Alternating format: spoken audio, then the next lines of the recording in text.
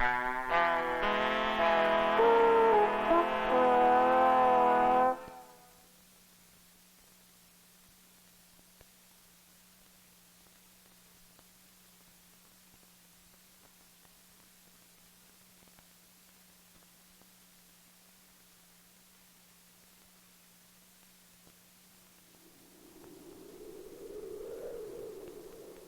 riches and our numbers burden the world.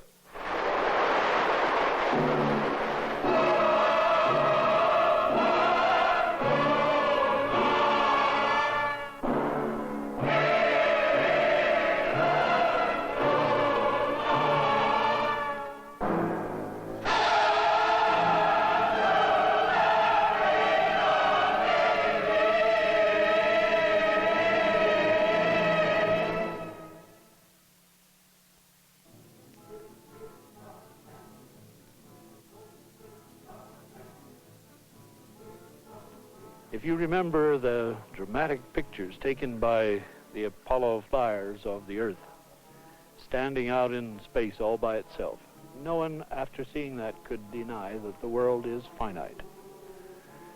Then it's impossible for people to go on saying we have an infinite supply of air, an infinite supply of water, an infinite supply of minerals. Man must learn to balance his activities in nature against the regenerative power of nature, or he is inevitably going to join the Tyrannosaurus in extinction.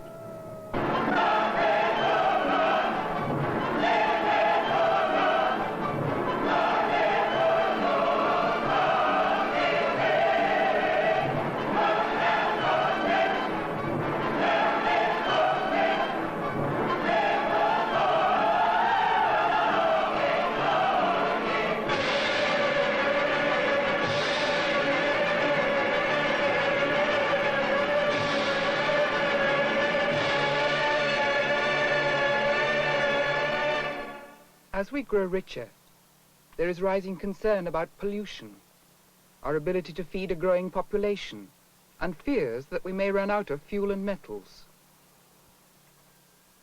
A computer at the Massachusetts Institute of Technology has been used to look at these problems, to analyze in broad terms the direction in which our world is headed. Sponsored by a group of businessmen and academics, the Club of Rome, its conclusions are revolutionary. The most important lesson is that we're near the end of our development of society, which has been going on for about 2,000 years. That we've reached levels of prosperity which carry the seeds of disruption and necessitate a complete relook at the whole world's social, political, and other situations. It's telling us that the world is in a completely unstable situation and is likely to fall to pieces if it doesn't stop growing. Let's put it bluntly. Our option is not between this kind of society, present society, and a stable state society. It is between a stable state society and chaos.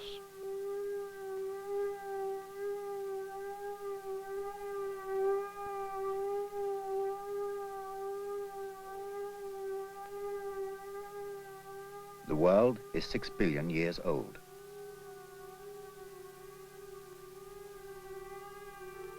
That is unimaginable. So think of it as a week.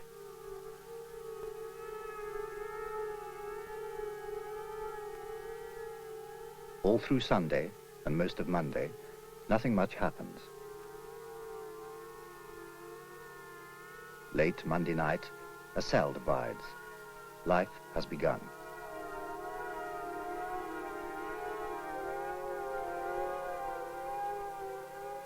Through Tuesday, Wednesday, Thursday, Friday, and most of Saturday, life becomes more complex and more beautiful.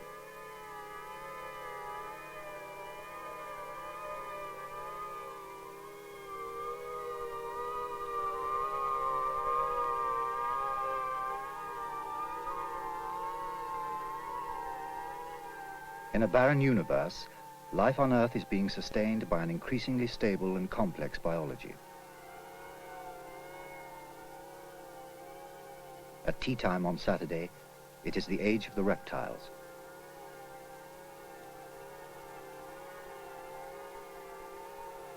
At 3 minutes to midnight, man appears. 1 second before midnight, man the hunter becomes man the farmer. At 1/40th of a second to midnight, the Industrial Revolution begins. It is now midnight.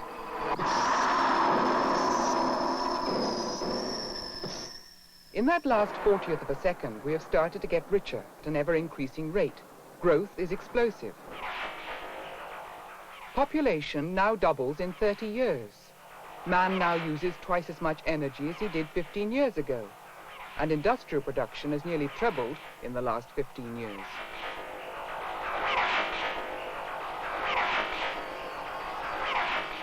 During this program, men on the Earth will consume 200,000 tons of petroleum and 200,000 tons of coal, produce 2,000 motor cars, and use 400 million kilowatts of electricity.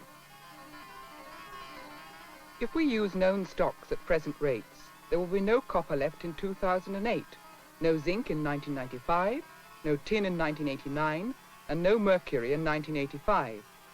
There will be no silver, without which we cannot make films, in 1987. Today we consume more than yesterday. Our children, if they live as we do, will use up resources more than twice as fast as we do. Our grandchildren might need twice as much oil as we found in Alaska just to meet their increased needs for 1 year. Such growth threatens to use up all the resources the Earth has to offer us. Such are the enormous needs of the industrial society in progress.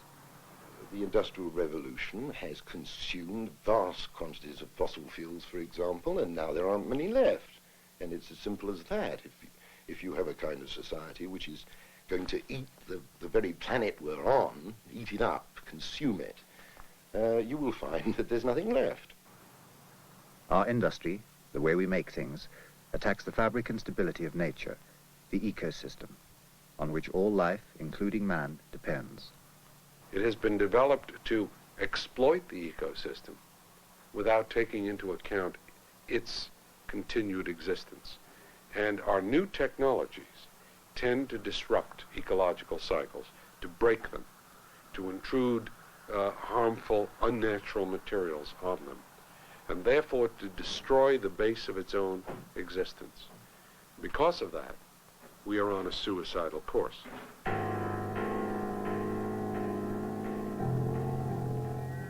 We are faced by dilemmas.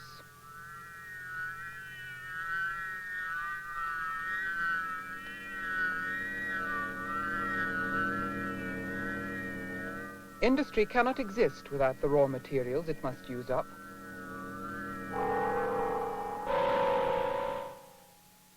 Nor can it function without the natural world that it may be destroying.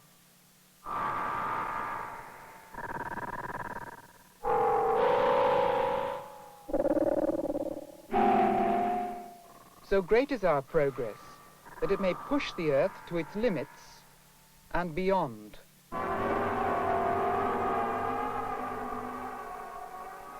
We threaten a confrontation with nature. Progress to that confrontation is speeding up. What we're really being told is that although nobody knows for sure exactly when it will happen or exactly what risk is the greatest risk man faces, scientists are fairly unanimous in saying that man does face extremely important risks. When global population is doubling every 33 years, when resource consumption is doubling every 20 years, no long-term view of mankind can proceed without first forming some preliminary answers to these questions. Professor Dennis Meadows, at a conference in Washington to mark the publication of his team study for the Club of Rome, The Limits to Growth. It concludes that economic growth always generates a crisis, that the road to riches is the road to disaster. Even if we solve problems like pollution, growth within a century or so would lead to widespread famine and social chaos. Dennis Meadows and his team used a computer. He explains why. With system dynamics, a methodology that we use, we organize the available information on the relationships in some system, and then we express these mathematically and put them into a computer to calculate the results. It's possible for men to perceive the individual relationships in a system, but very difficult indeed without any assistance from a computer to understand what their implications will be when they interact. At first sight, there doesn't seem to be much relationship between farming and industry, but industry produces pollution, and pollution affects crops. So a change in industry affects farming via pollution. The man-made world consists of a whole complex of subtle relationships like that. Change one thing, and it sets up a slow and complicated chain reaction. The equations in the computer define these relationships, so the computer can show how one thing affects everything else, not only immediately, but over many years. The runs on the computer show how these things would interact and affect man's future. They used the computer to see what would happen if man successfully tackled his obvious problems, if he grew more food, found more natural resources, and controlled pollution. But first they ran the computer to see what direction the world would take if it ran its present course. As the century unfolds, industry grows, as does food production and population. But we're using up all our raw materials, the limited metals and fuel in the earth. These run out. Without fuel and metals for the factories, industry collapses. Farming has become highly mechanized, and without petrol and electricity, food production falls too. There's no food and massive unemployment, so the population falls. People are dying. Dennis Meadows explains. Because of the high population levels and the increasing industrialization, natural resources are depleted at an increasing rate, and finally they fall down to the point where the industrial system can no longer be sustained. What might this mean in human terms to the average Western family? Over 50 years or more, we get richer. We consume more and more resources.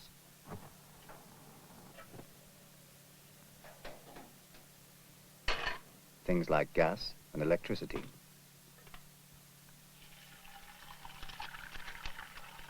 When essential raw materials like oil and copper run out, civilized life ends.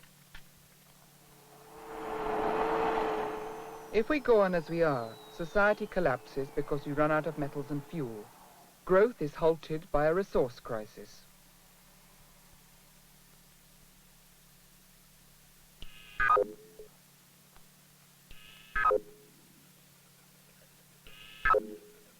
Science and technology could help us here. We might find new sources of fuel, use nuclear power, or harness the energy of the sun to replace oil and coal. Metals could be used more carefully. We could save and sort out our scrap. We might find substitutes for scarce metals. So they ran the computer to see what would happen if we solved the resources problem that caused the crisis in the first run.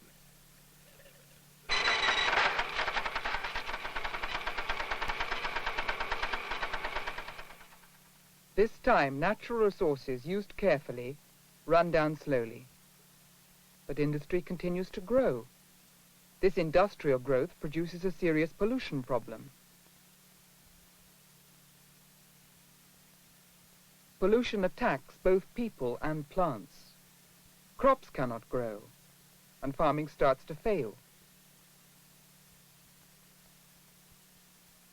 The population starts to collapse when people die of hunger and pollution.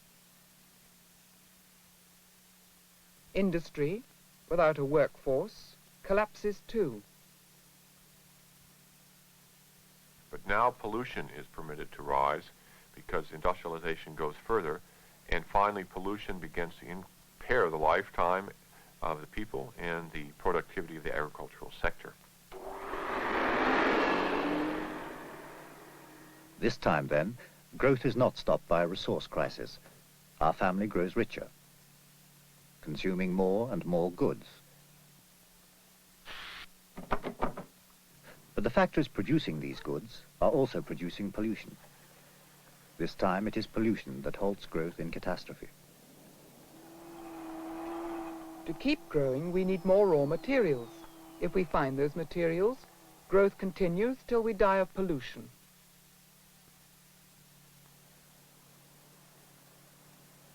But we could control pollution. Indeed, we are already beginning to do so. We know how to clean up our water and air. The pollution created by technology can be restrained by technology. So in the next run, they assumed not only that we had solved our raw materials difficulties, but that we had controlled pollution as well.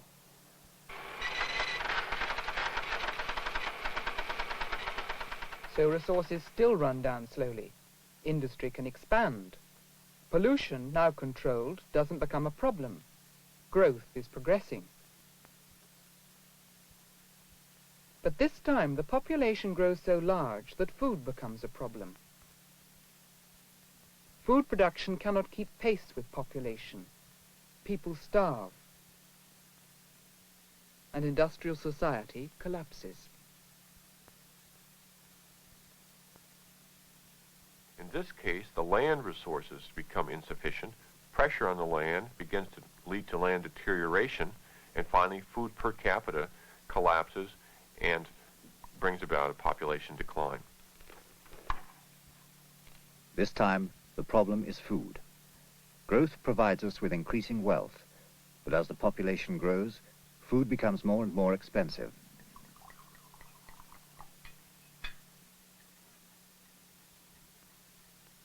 The growing food shortage turns slowly to famine. So if growth is not halted by pollution or a resource shortage, it is halted by a food crisis.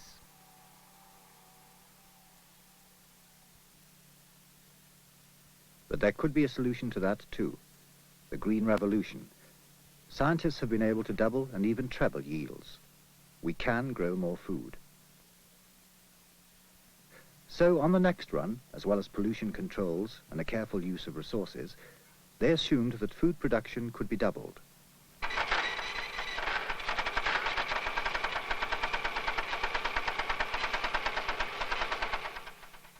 Resources, still used carefully, fall slowly. Pollution still controlled is no problem. And now food production, backed by the Green Revolution, rises.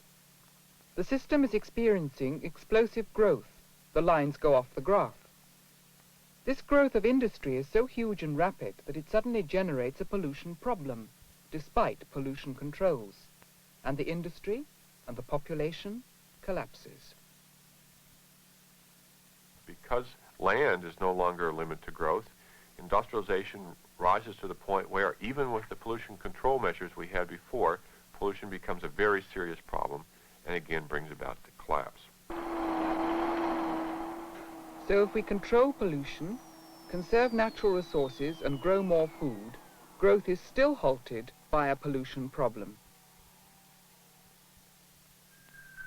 Technical solutions are not sufficient. Pollution control, resource conservation, and the Green Revolution serve only to postpone or worsen the crises. The obvious is not enough. The runs illustrate very succinctly that pollution, natural resource depletion are not problems themselves. The problem is growth in a finite world. So long as we ignore that fact and rely on growth over the short term to solve our problems, overshoot and collapse of the form which we see in the world model seems to us to be absolutely inevitable.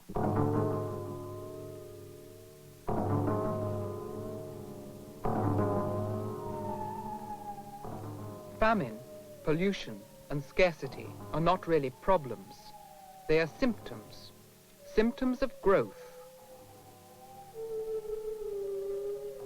But what about population?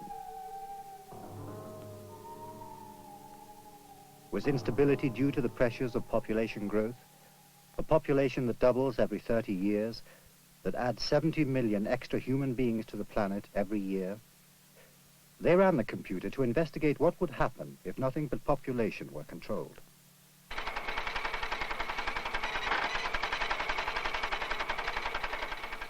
Population is stabilized, only 2 children per family. Industrial production and food production surge ahead, and pollution rises too. The system is growing. But again, industry uses too many resources which run out, bringing down the system yet again.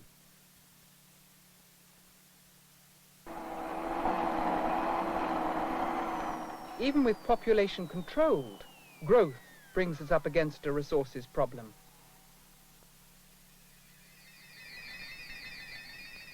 So population control is not sufficient either.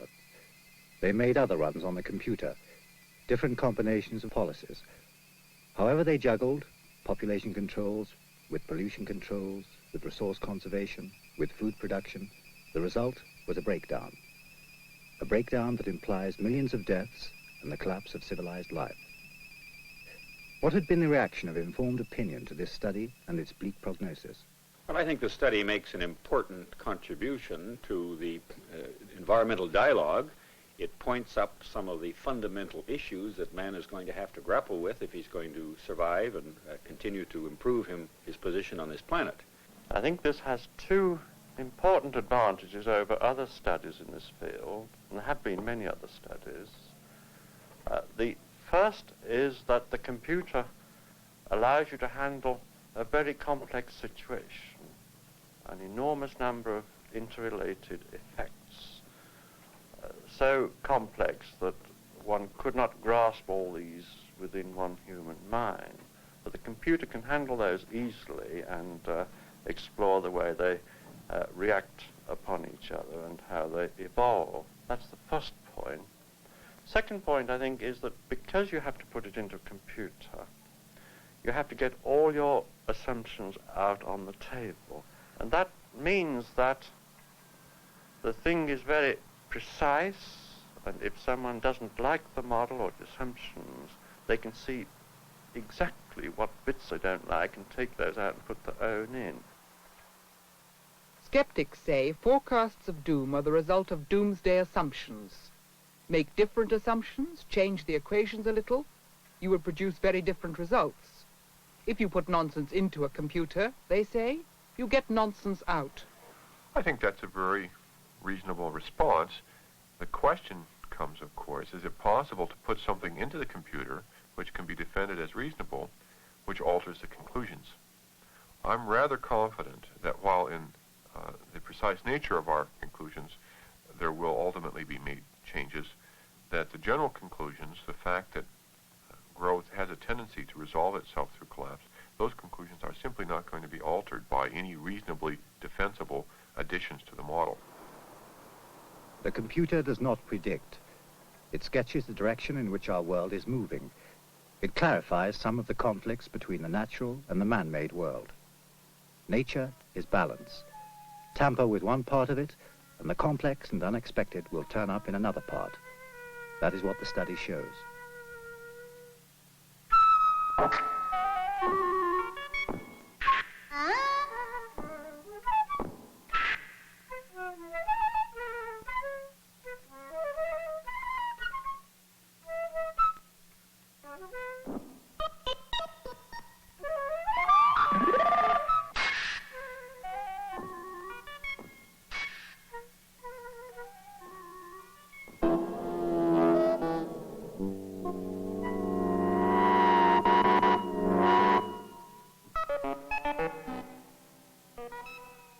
Technological societies, too, are highly interconnected.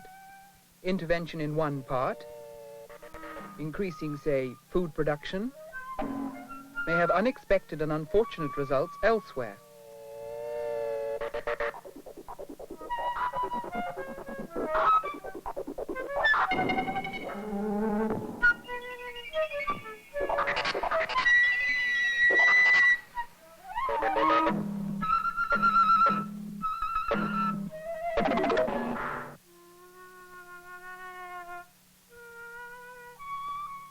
It doesn't prophesy, but it does give us a new way of seeing the world. It is showing us how and why some of our most serious problems interrelate.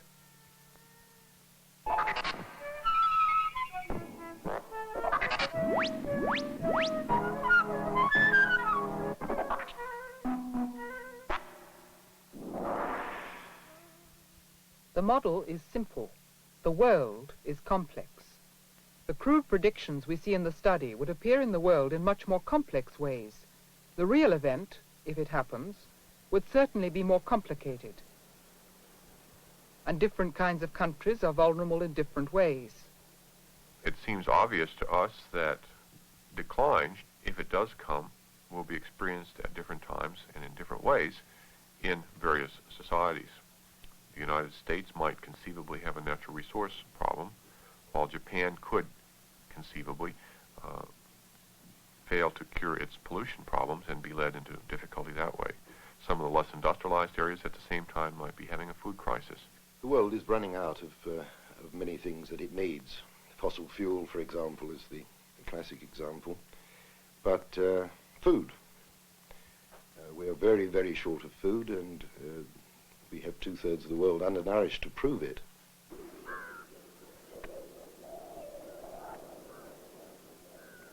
A report from the World Bank reads, What are we to say of a world in which millions of people are faced with day-to-day deprivations that degrade human dignity to levels which no statistics can adequately describe?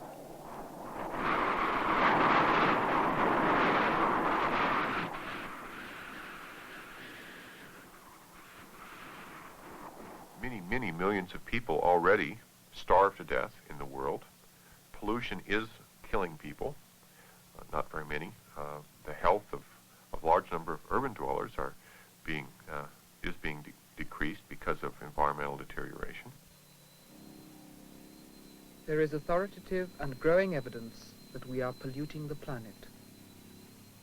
Generations will never see the sun. The year 2000 will be sufficient to melt the polar ice cap, placing most of the in an irreversibly polluted situation. Turned up in the drinking water of the city of Buffalo, New York. It's nitrate, appreciable amounts of nitrate. In most we don't know how heavily. blue baby disease. Perhaps millions of people breathe the dust. Very real danger of large-scale contamination.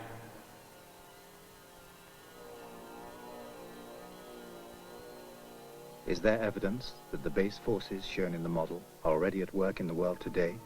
Some would say so, and go further. See the symptoms of growth in Vietnam and Bangladesh, in crime rates, and the state of the world's great cities. You look at the city. In America already, the city is falling apart from the center outwards, so that you can't walk in the center of the big American cities without running grave physical risks. They're covered in concrete in cars. The poorer people can't get out of the center and therefore form ghettos. The problems are overwhelmingly bad. I would go so far as to say that the troubles we see are all part of this business of an overloaded society that doesn't know how to conduct itself any longer.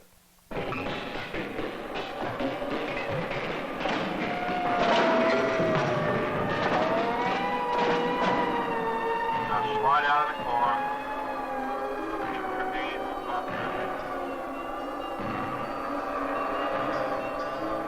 We have to begin to solve the problem of drug abuse in this country right now.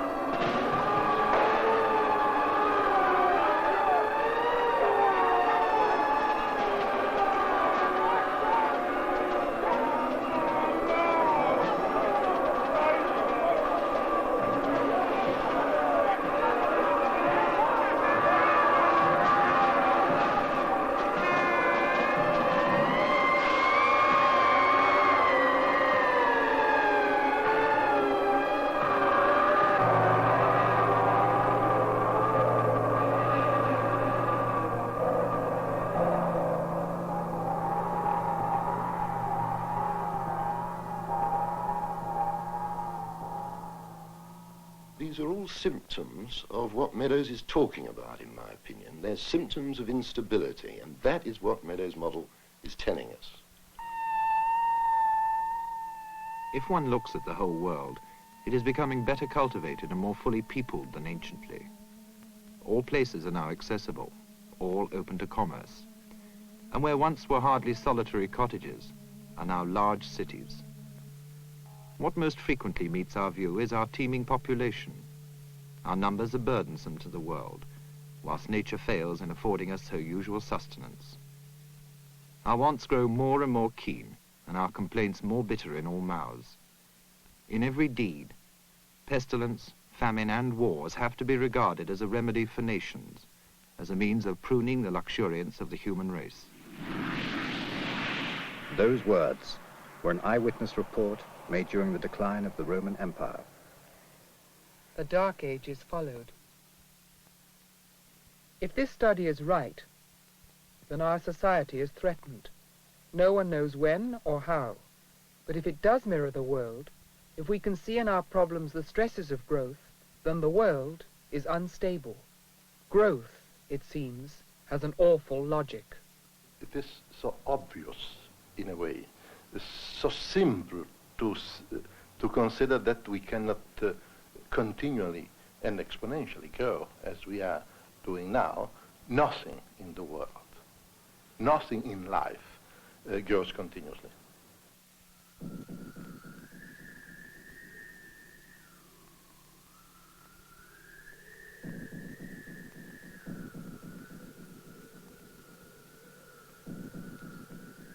Growth leads to crisis. What then if we stopped getting richer?